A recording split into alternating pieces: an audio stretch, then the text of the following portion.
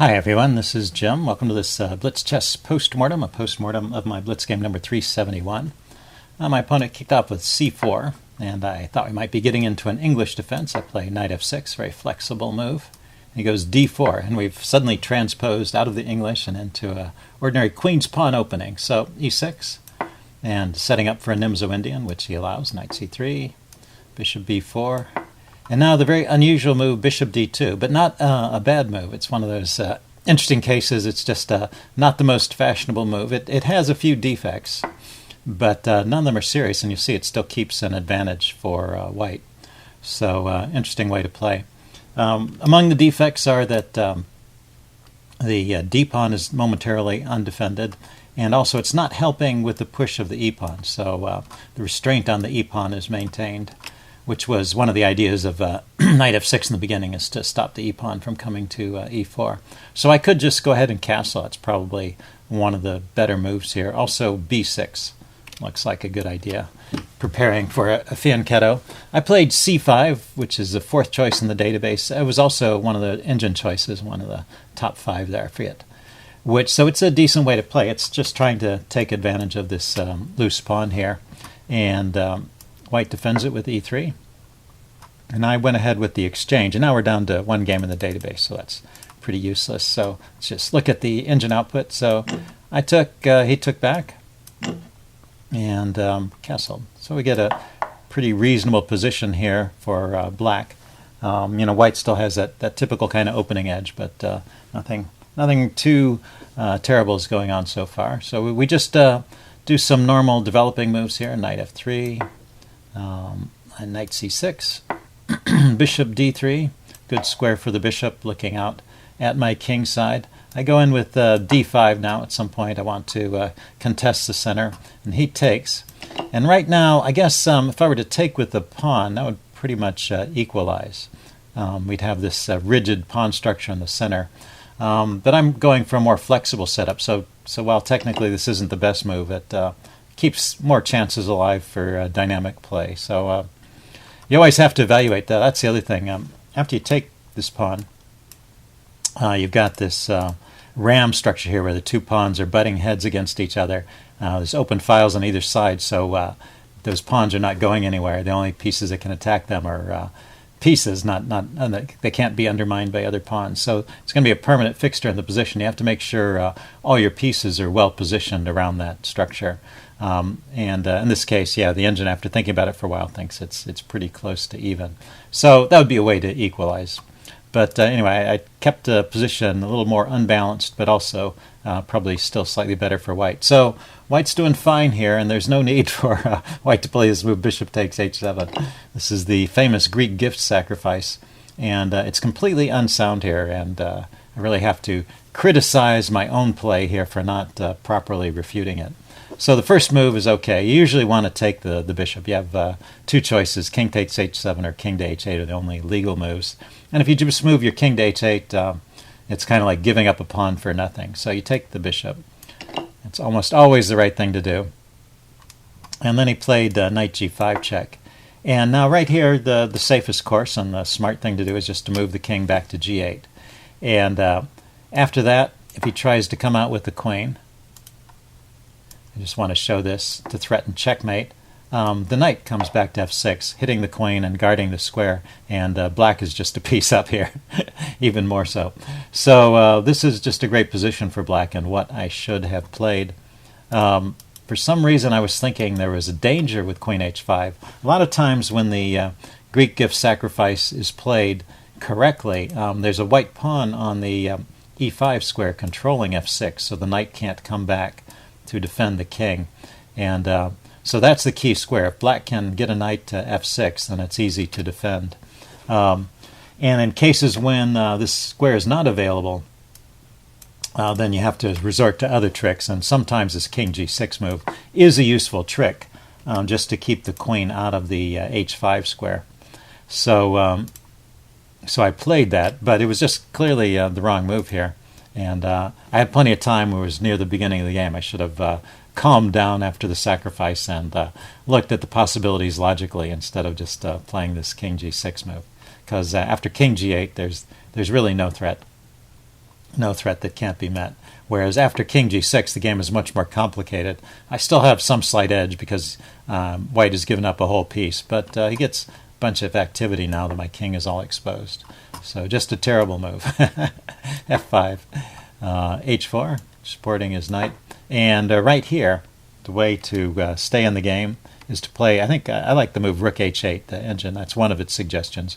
King f6, yeah, maybe that's a good idea too, starting to run away. But just rook h8, preventing him from pushing the pawn. I thought the pawn was supporting the knight, but actually the knight's supported by the bishop, so the pawn can just come forward and chase the king away from the square. And so this move, knight takes c3, is not really to the point at all. So that's my second big mistake already in this game. He took with the pawn, and then I dropped the bishop back, hitting his knight. So that was my idea, is to try and trade off some pieces. But now he pushes on with h5, and actually I'm in a very difficult position. So the rook's supporting the pawn, the bishop's supporting the knight.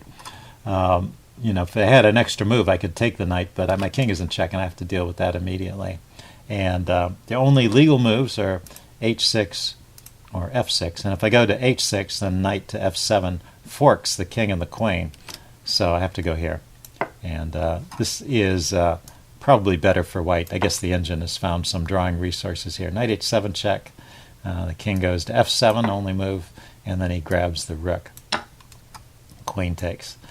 So I'm still in the game. It's not like my two mistakes have cost me the game, but it's it's much more complicated, and white has got a lot of play out of his sacrifice that he didn't really deserve. It was completely unsound, and it's your responsibility as a chess player to refute those unsound sacrifices. Anyway, he continues with the g4, going after my pawns. I get my bishop off the back rank so I can bring some rook over for defense. He takes. I take back. I want to maintain a pawn here to try and control this diagonal, keep the queen away from h7. He goes queen b3. And now I went to, I played bishop e6. The engine is saying the way to stay on the game here is king e8. So, yes. Yeah, this is just another, my third bad move already. And the thing is, it just walks into this d5 move. The d5 right away is already winning, just forking those two pieces. He didn't play it. He grabbed down here, which is sort of what I had seen. I saw the check and the fork, and I blocked the check. And I didn't realize that it's a weakness of the last move situation. When I placed the bishop here, I created this opportunity for him to fork the bishop and the knight.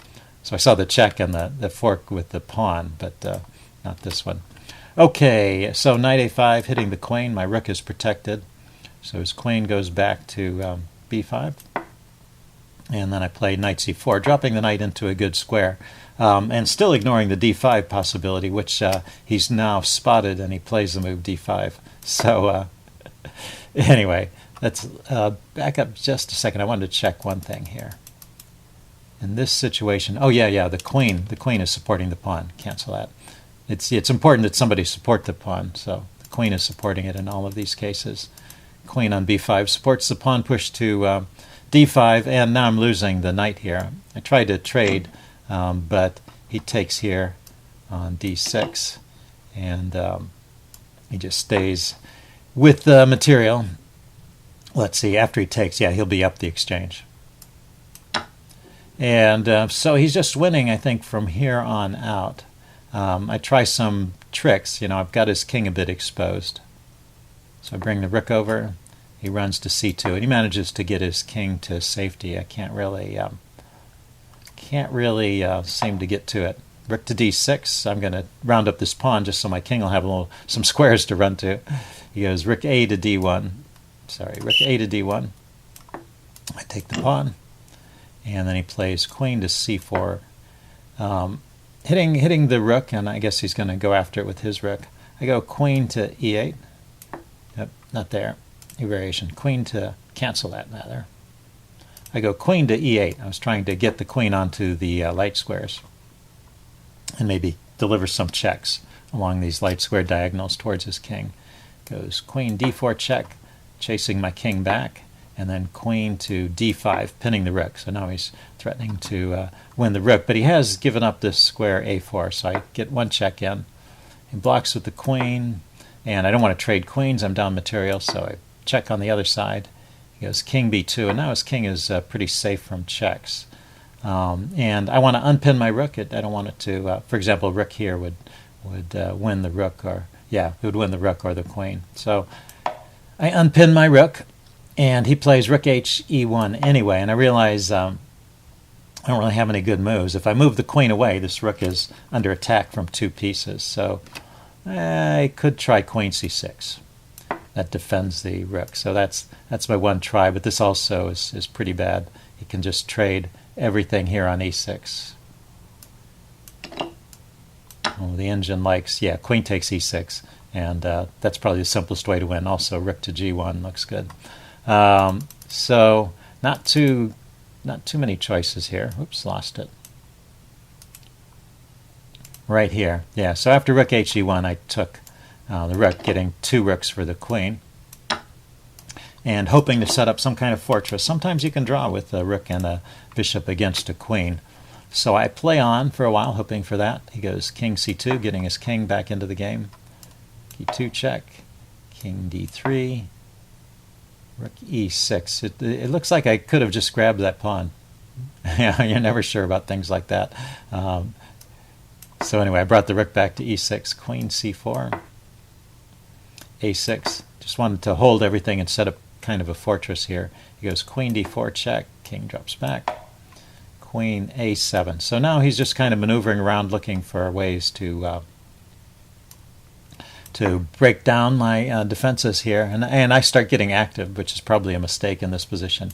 King c4, king e6, with the idea of playing bishop to f6 and maybe rounding up this pawn.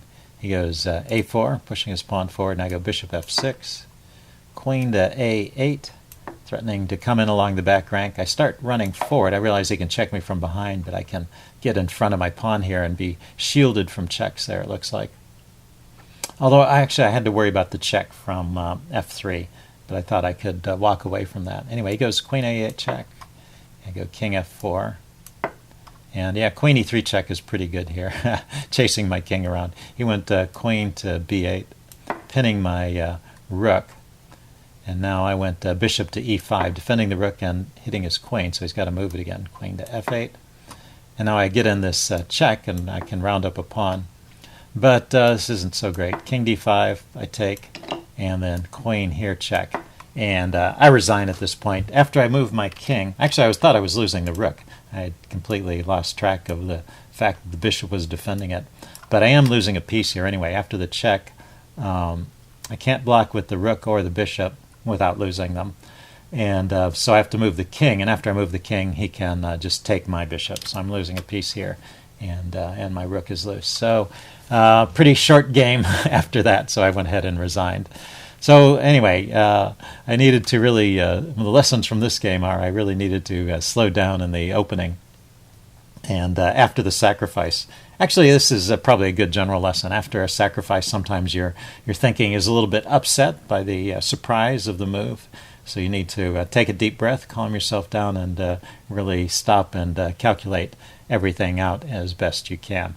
So try and remember that, and don't play like this. Okay, hope you guys enjoyed it. Leave any comments you have in the section below, and we'll see you again soon. Bye.